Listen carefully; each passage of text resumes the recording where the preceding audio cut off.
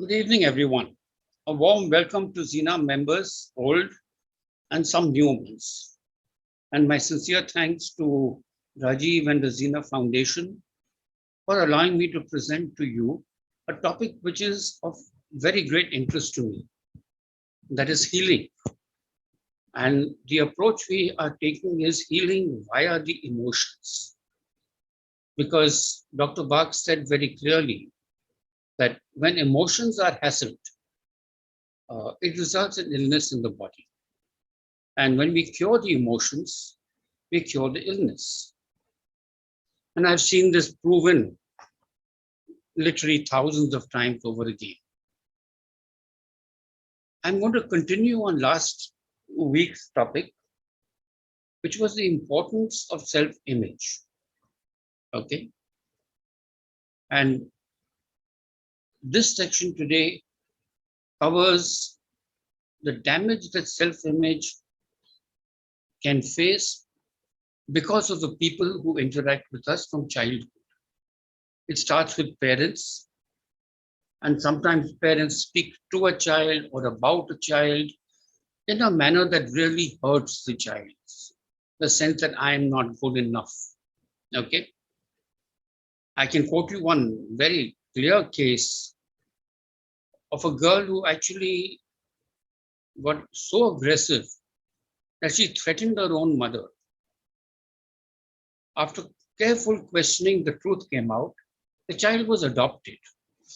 I asked the mother, I said, do you ever criticize this child in front of others? And she said, yeah, well, I don't particularly think of it that way. I said, but you realize the child who has been rejected once now gets the feeling that she is going to be rejected by you, that you will exchange her for another child who you find more appealing. So talk to the child. And she did, sensible woman. And the child confirmed this fact, that she was feeling absolutely, totally rejected. And her hostility was in response to that. A classic situation, the problem went away when there was good communication between mother and child. A classic situation is your schoolroom, your classroom. A lot of teachers think that by humiliating a child in front of others, they will motivate the child to do better. On the contrary, once in a while it might work, but on the other hand, 9 out of 10 times, you diminish the self-respect of the child, especially if you do it in front of their peers. And it never has a good effect. So this concept of how you speak to a child these days is being practiced as NLP, neuro-linguistic programming, a new hot subject that everyone is trying to teach. But I did this 30 years ago. I do it with my own office staff. If someone comes to me with a piece of work that I've asked for, and it is junk, I am not going to tell them to the face, you are an idiot, this is junk, throw it away, etc. On the contrary, I will tell them, okay, good, version 1, thank you. Now sit with your peers, 2 of your peers over lunch, review this whole thing, document it carefully, and show me the document, and then proceed to program it. I do not cut the person down if I expect to get decent work out of them. I know lots of bosses who abuse their staff in front of everyone. Again, same teacher principle. Humiliate them and they will do better work. They actually don't. And it doesn't help them as people to have their self-image destroyed. Now, in Bach Remedies, this is the last layer I deal with because it is the most complex. Okay? And there are specific remedies to deal with a bad self-image. The most significant is crab apple.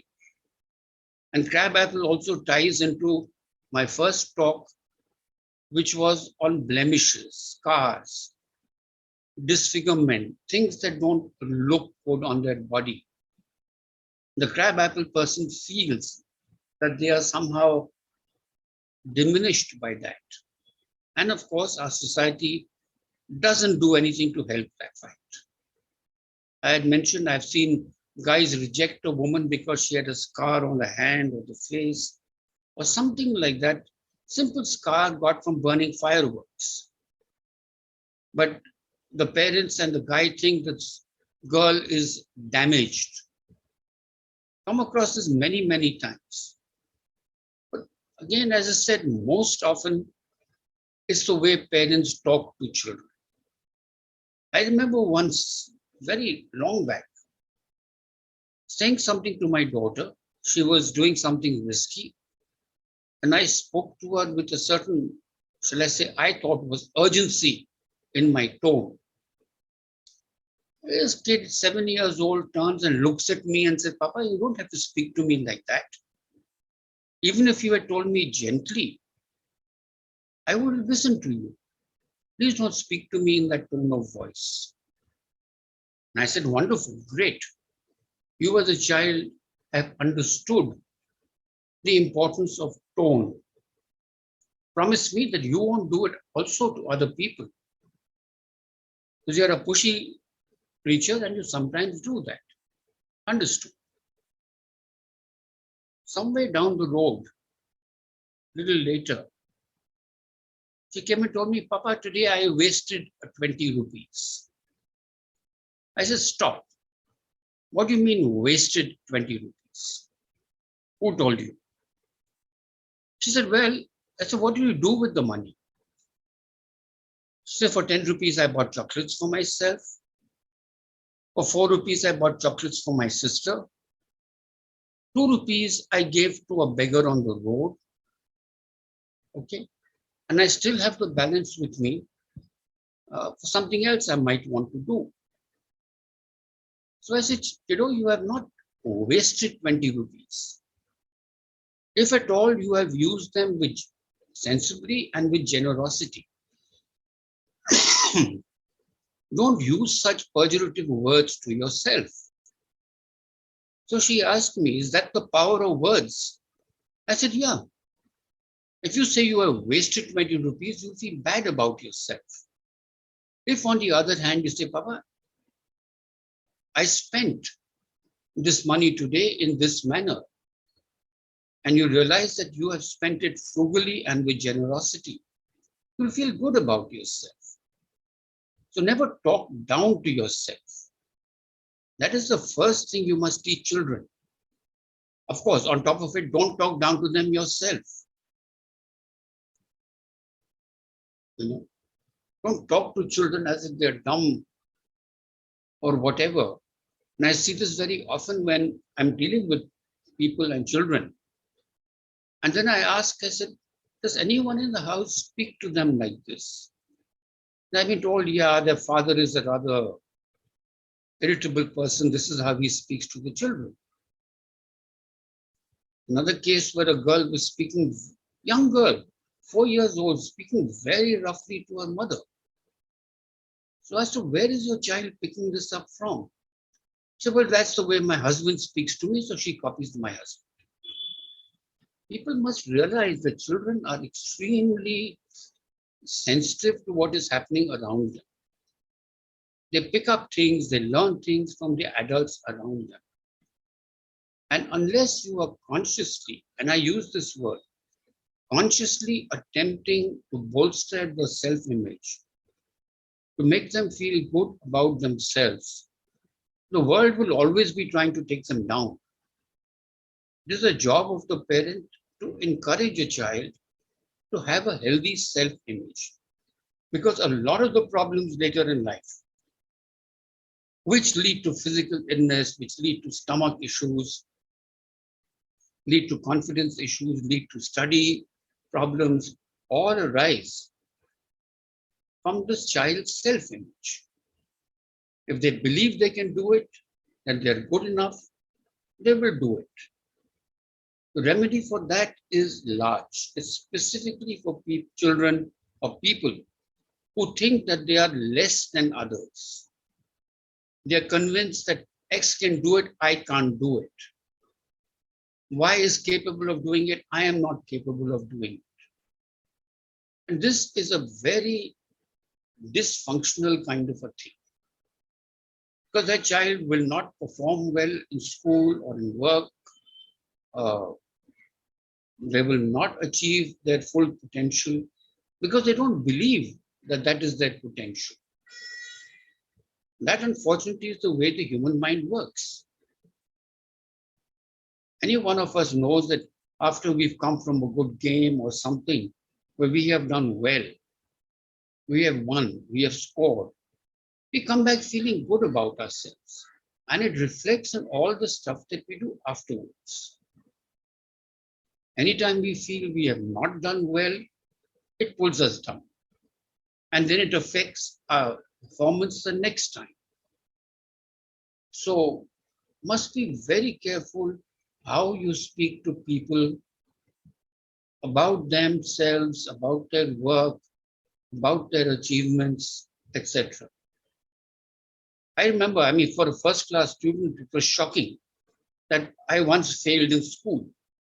Nobody expected me to do badly, but there was circumstance. Let's put it that way. I remember that morning, my mother woke me up. She'd seen the results in the papers or something. And she looks at me and says, "You didn't do too well this time, did you?" I said, "No, I'd already got the news." She said, "Okay, get out of bed, go freshen up, let's eat some breakfast, and we will never talk about this again. I will not remind you of the one failure in your life when actually you have had so many successes." And I'm eternally grateful to that. Because I know parents and this thing who really make a child feel bad every time they do something wrong. But they don't go and praise the child every time it does something good. Where is the balance? And this is typically true of the girl child in India. Girls are made to feel less equal than their brothers. They're made to feel that they are not capable of doing certain things. Today in India, you are seeing young girls performing superbly in sports, in various competitions. And all of them will come back and tell you, "I succeeded because my parents encouraged me. They believed in me. And then I was capable of performing." You can't escape this fact. You cannot escape this fact. Over the years, dealing with people and healing, I would say 9 out of 10 times when I've meet or come across a woman or sometimes a man, and I find a lot of self-image issues, it's either the way the husband or the wife speaks to them or their in-laws speak to them. Okay? This is what is called neuro-linguistic programming in today's terminology. The importance of using the right words, of using the right tone when you speak to someone. Yesterday, I had to tell someone who was complaining, "My son resists everything I say." I said, "Have you tried changing the tone in which you speak to the child?" She said, "Maybe I need to do that.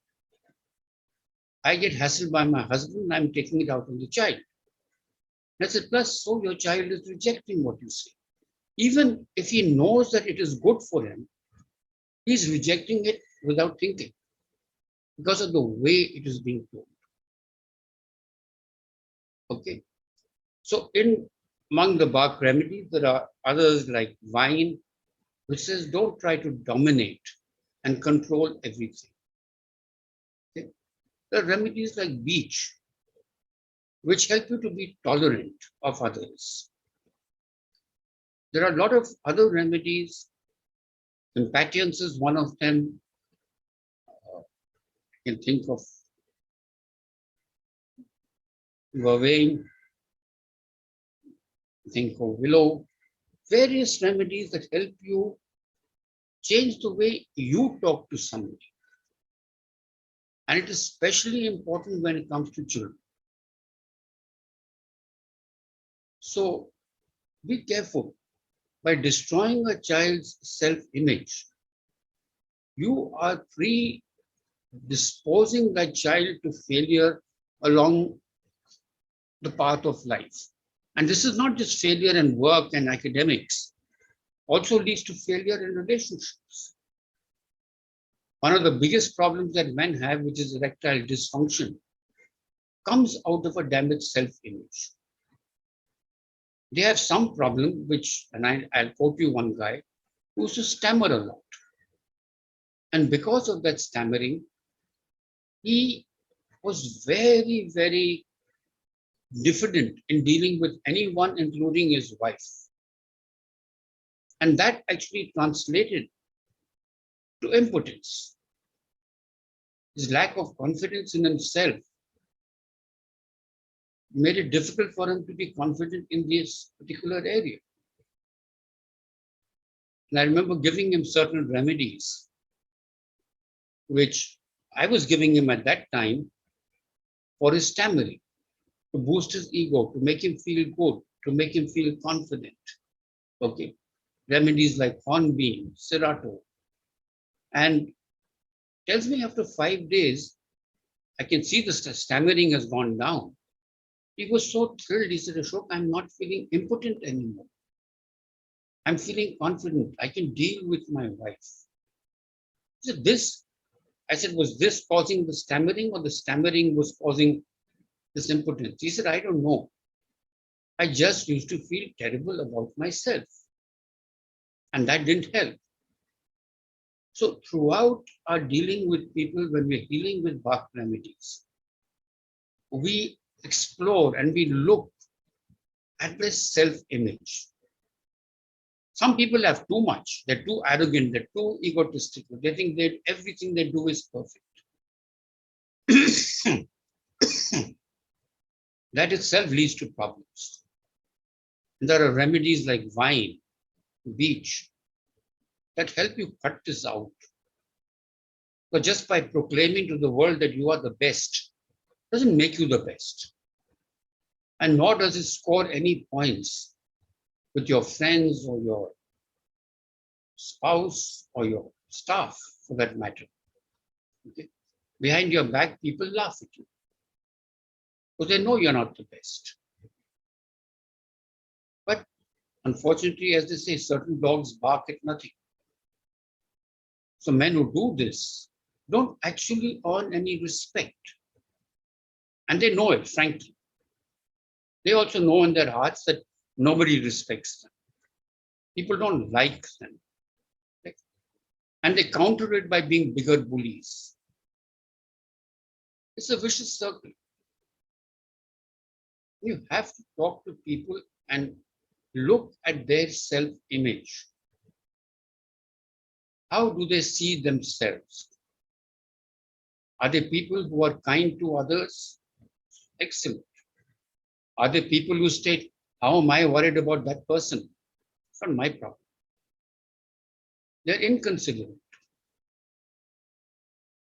But that inconsiderate nature is speaking of the fact that they don't have that value in themselves. If I feel I got $1 million in my pocket, I can be generous in giving it out. If I feel I don't have enough, I'm not going to give it.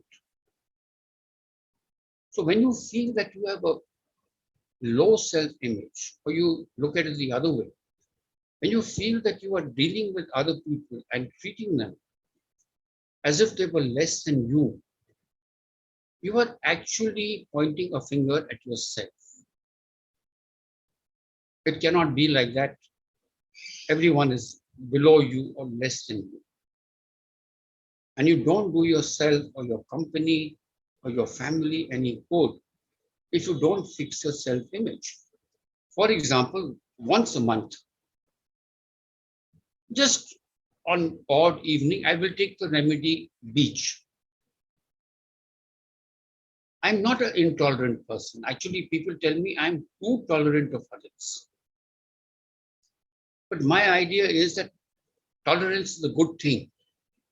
So once a month, I will give myself a dose of each, saying, hey, in case you're being intolerant, cut it out. I give myself a dose of honey. I don't take it as a medicine for 3, 4, 5 days, because I know this is not my problem. But I believe that being gentle with others, forgiving, being patient with others, empathians, these are all good qualities. Rockwater feels my way is the only way as the best way, which is never valid. It is never valid. And such people will always talk down to others. Oh, I don't drink, I don't smoke, I don't do this, I don't do that. Therefore, I am a better human being. My answer is listen, and I say this very bluntly. When is the last time you gave a shirt to a poor kid on the road? When is the time when you bought food for yourself and you asked the hotel to please feed a hungry kid outside? Do you do such stuff at all? Do you have enough within you that you can spare a little for someone who has less than you? Because that is a true measure of self-image. Not what you think it is, but your actions will show. Often seen this with some people I know. They look down on a beggar. Oh, why don't they work for a living? You know how difficult it is for people without an education, sometimes born on the street, with no support from family, to even get an education so that they can get a job. But then I look back and I realize that these people actually have a lousy self-image of themselves. They cannot be charitable towards another person. Even a poor, helpless person gets criticized. And this is a dangerous thing. Because all the people I know who are like this suffer from a number of ailments, starting with a bad stomach, breathing, heart problems, sleep problems, because inside them they are always angry at others. Their self-image is shaken, and I know the background of most of these. The father behaved like this, the family treated them like that, XYZ thing was done to them, and their self-image got damaged. And now that they're grown up and in business, etc., they are taking it out on others. And in fact, they are not very well liked. They don't have too many friends because people don't like such people. So damaging or allowing your self-image to be damaged truly damages everything in your world. And it does the same when you do it to your child. This is important because those injuries through childhood last a child throughout life. It's difficult to teach a child to be confident at the age of 30. It's very easy to teach them self-confidence at the age of 13. I read recently about nice post in FB about a mother who always taught her son how to do things. Come, let me show you how to do it so that you can do it yourself next time.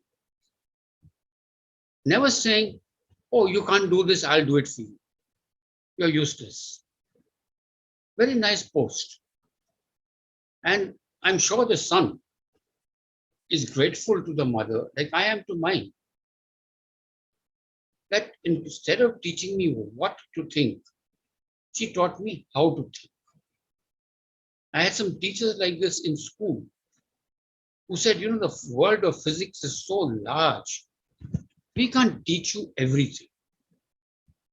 What we can teach you are the first principles, and then you can apply these principles to understand other aspects of the same thing. But we were lucky. We also had teachers who only insulted us, beat us, abused us in class, thinking they're doing us some great kind of favor. You know, ultimately, all the kids really, fortunately, kids were smart enough. They didn't get offended by teachers like this. They just actually was piss off, because they didn't respect the person. So he really had nothing to give them positive or negative. And they learned very early in their lives, hopefully, to keep away from such people. Now, in school, we don't have much choice. But as we grow older and we leave college and we go to work, we have the choice of selecting our friends, of selecting the people we hang out with. And anyone will tell you that if you hang out with positive, constructive, ambitious minded people, you will benefit yourself. Don't hang around with losers or people who take you down or who don't have respect for others. This whole concept of self-image is subtle. It's not an easy thing like anger or jealousy or fear. Everything affects self-image, and self-image affects everything following that. So how you deal with people, how you speak to them, and how your significant elders speak to you is extremely important. The tone of your voice, can communicate much more than the words that you speak. And believe me, children respond to tone much more. I mean, even a dog on the road will respond to you. People ask me, aren't you afraid you pet every stray dog? I said, no, no dog is going to attack me because I am not projecting anything negative to it. On the contrary, I'm speaking to it in a soft voice. The dog understands that. It knows that I'm not a threat to it. It will be friendly with me. And I can afford to play with it. And the power of voice, again, I come back to NLP. Unfortunately, I know too many people who teach NLP but don't practice in their personal lives. It's just one more subject that they can pick up, get certified, and earn money teaching. But I know them in their personal lives, the way they speak to their family, the way they speak to their friends, they are not living by the principles of NLP. NLP says, use the right words, speak softly, use the right tone, and you will reach people. As they say, you can catch more flies with honey than with vinegar. Being soft-spoken, well-spoken, choose your words carefully, correct? I don't tell somebody who comes to my desk with some work, hey, that's a piece of rubbish. That's not fair. For me, it may be rubbish. For him, it's probably the best he can do. I make them go back. I guide them. I make them write the same code again until I can say, hey, that's nice. We can use this. I rarely let a person quit. I never tell somebody, hey, come on, leave this. I'll get someone else to write it. You're not good enough. Will never do that to my staff. And touch wood, my staff over the years have always appreciated me as a good boss because I don't do rubbish like this. The word NLP has now become fashionable the last few years, but one has been practicing NLP for the last 30 years. It's good leadership. A lot of people have said, boss, you made us believe that we could do more than we thought we could do. You brought out the best in us. You made us believe in ourselves, which is the opposite of taking down someone's self-image. So let's wrap this up in a way as much time we have. Rajiv, in this horizontal mode, I can't see the time. What time do you have now? No, it's almost over. Correct. So I'm also almost over because this one topic I wanted to emphasize. Be very careful how you speak, starting from your children to your relationships, to your parents, to your staff, to your partner in life. Makes a huge difference. You know, I know a close friend of mine who, if I ever leave a light on somewhere, quite roughly tell me, left the light on. I said, yeah, I'll go and put it off. Could have easily said, hey, buddy, don't leave the light on and waste like this. The same thing can be said in a different way. One makes you feel fine, okay, the other doesn't. And the person who speaks that way, frankly, gains nothing. So be careful whether it's your children, your relationship, or whatever. If you wish that to be successful, you must build the other person's self-image. You can't take down their self-image. There are times when I've been upset over things, with XYZ, but I'll go calm myself, I'll go have a cigarette, I'll take a break, and I'll call them in and speak to them in a proper tone of voice. I will not insult them, I will not offend them, I will not kind of ridicule them. I learned this long back as a kid because I saw that my parents didn't do it to me. I saw my friends' parents do it to them, where in front of others, in front of their peers, they will, talk down to the child. You can see the look of the child's face that they didn't like it. Forget the fact that I know parents who actually beat their children if they come second or third, or just they don't come first. They get beaten at home. What does the parent think? That by hitting the child, they will suddenly make the child more intelligent or study better? That won't happen. All they're doing is destroying the child's self-image. And that is to nobody's benefit. As I said, there are many remedies among the Bach that help to repair somebody's damaged self-image. They're very critical to the healing process. They're very critical to that process. When a person feels good about themselves, when they feel positive about their abilities, they're able to achieve things.